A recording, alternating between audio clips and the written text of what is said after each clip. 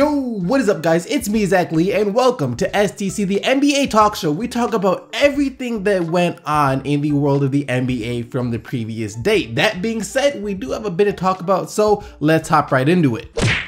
This could be a huge summer of change for the Indiana Pacers. Of course, there's a talk about Paul George possibly being traded. Jeff Teague could leave in free agency. Just a lot of stuff could go down for Indy this summer. And it started yesterday when President of Basketball Operations for the Pacers, Larry Bird, decided to step down, which caught me by surprise. This was probably one of the last things that I had anticipated happening. And this could play a huge role in the whole Paul George trade thing, since Larry was the guy that really had no intentions of trading Paul George, as he said this back at the trade deadline. I wasn't motivated to move Paul George at the trade deadline. I can't remember if it was even brought up or not. I don't think it was. It's all fake news anyways. You know that. Somebody's gonna start it, and it was just a snowball effect. Whether it was fake news, I cannot be sure, but I am sure that things will get very interesting for Indiana this summer. Like I just told you guys, Larry Bird probably never would have traded Paul George no matter what the circumstance. But no one knows yet whether or not the new president of basketball operations will feel the same way. See, my inner conspiracy theorist thinks that there could have been people within the organization that want to move Paul George, since he could walk away for nothing after next year. But Bird wasn't gonna do it, so they found a way to make him step down. Could be real, could be a stretch, we'll never know. What we all knew though is that something like this was bound to happen. See, it's all fun and games until you cost your son a shoe deal and millions of dollars. BBB, the big bust brand, the brand of Lavar Ball and his sons, or maybe just Lavar, as I can imagine Lonzo would rather be with Nike, Adidas, or even Under Armour. And that may no longer be possible now, since Nike, Adidas, and Under Armour have all decided to pass on endorsing Lonzo Ball, because Lavar Ball insisted that the deal include the licensing of his big bust brand. Now, the major shoe companies passing on the deal doesn't come as that big of a surprise, especially since not too long ago an executive at Nike was quoted saying that Lavar Ball is the worst thing that happened to basketball in the last 100 years. And I guess Lavar Ball's pitch to the shoe companies went something like this. Just imagine how much richer Tiger Woods, Kobe Bryant, Serena Williams, Michael Jordan, and LeBron James would have been if they dared to do their own thing.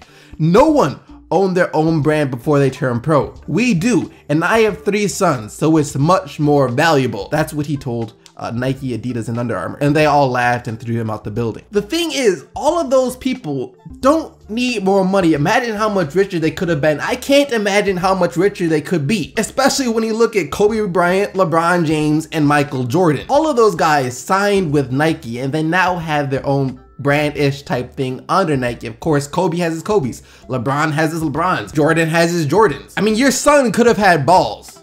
Actually, pause. That would be a terrible name.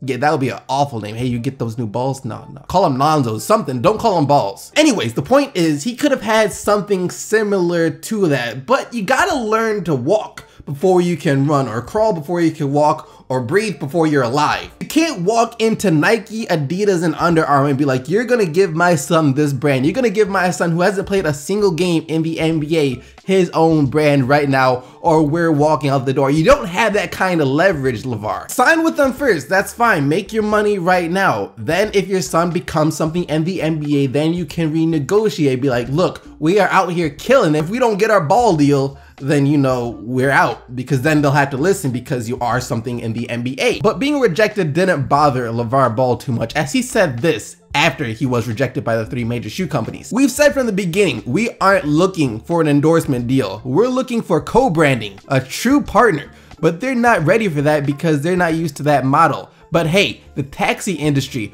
wasn't ready for Uber either. I just have one question. Is it us or is it you, Lavar? I'm sure your son would have loved to have signed with Nike and eventually had his own thing with Nike or Adidas or even Under Armour. But good news is, I hear through the grapevine that And1 is looking for a true partner. I'd give them a call if I were you. You could tell from the opening tip that this game was over. From the very first play, I felt like I didn't even need to watch anymore. I knew the Celtics were gonna take this one, and that's because the Bulls were playing like they didn't really care. Absolutely terrible defensive possessions, basically just allowing the Celtics to do whatever they wanted on the offensive end to start the game. And then the Bulls offensively were as dysfunctional as always, and the Celtics cruised into the second round with a 105-83 win. Avery Bradley, it was big once again for Boston last night with 23 points while still having to defend the much bigger Jimmy Butler, who scored 23 for Chicago. And Chicago fans at the game weren't very happy either, as chants of "Fire Hoiberg" filled the air last night. Hoiberg might not have seemed like the best coach right now, but he has really been set up to fail with the roster that he was given. I think "Fire Garpax" would have been much more appropriate chance. As for Jimmy Butler though, he now says that his future in Windy City is something that he will have to think about. It's been pretty well documented that you've been in trade talks in the past. It's also been well documented you prefer to stay here in Chicago. What kind of clarity, if any, will you be seeking from management this summer about your future? I don't know. You know, I'm gonna go home, eat some dinner, talk about it with my guys. And, you know, maybe talk to him tomorrow, in a week, 2 weeks. I'll make sure you're the first person I let know. That's a much different tone than what it was from earlier in the season.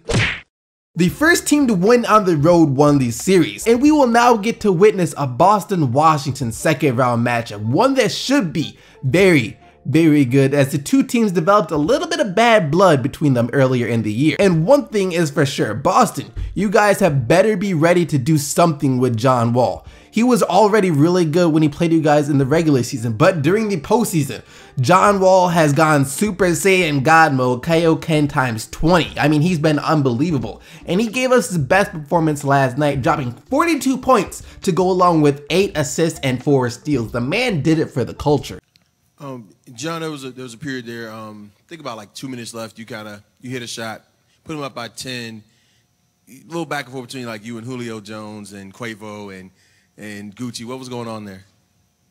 What was going on? Yeah. I told him I was gonna get 35 or more, and we was gonna win. And we did that. For the culture. For the culture. That way. Oh, and you can't forget about Beal either. Focus too much on Wall and he'll burn you, kind of like he did Atlanta last night with 31. And as for the Hawks, their major offseason acquisition of Dwight Howard, who was supposed to help the team, did not help them much at all this series. He had 9 points and 7 rebounds last night to sum up a very disappointing playoff performances from him. Dennis Schroeder and Paul Millsap did most of the heavy lifting for the Hawks in the playoffs, and they were the only two Hawks to do anything last night, as Dennis had 26 points, 10 assists, and Millsap had 31 points, 10 rebounds, 7 assists, and 4 steals. 115-99 was the final score. We will have a Game 7, the only series to go to Game 7, and of course the only series that is not yet over, as the Clippers hold on to survive a late Utah comeback to get the 98-93 win despite Gordon Hayward dropping 31 points. Austin Rivers played for the first time this series last night and had 13 points in his 35 minutes, and Chris Paul had another great game of 29 points and 8 assists. And he fully intended on winning last night, as he said after the game that he told Paul Pierce that he was not going to let Pierce's career end in Utah. Hey Chris, what does it mean to you guys to be able to force a Game 7 and take the series home after knowing that, you know, coming into this game? Oh, my bad. Coming into this game, your season potentially could have ended. You could have gone into the summer with all the questions, obviously, that invites, to know that you're going home with a chance to move on. This is what we talked about, you know, before the game. You know, Doc said go out there and give yourselves a chance. We knew that we couldn't win both games tonight, and we wanted to give ourselves a chance. I looked over at Truth during one of them timeouts, Paul, and I said, not ending your career in Utah. You know what I mean? We told him that. We just said, you know, we want to keep this thing going for him. And those are some touching and motivating words, CP3. Game 7 should be good. And that about wraps up all the action for the day 14 recap of the 2017 NBA playoffs. And now it's time to get into the player of the day.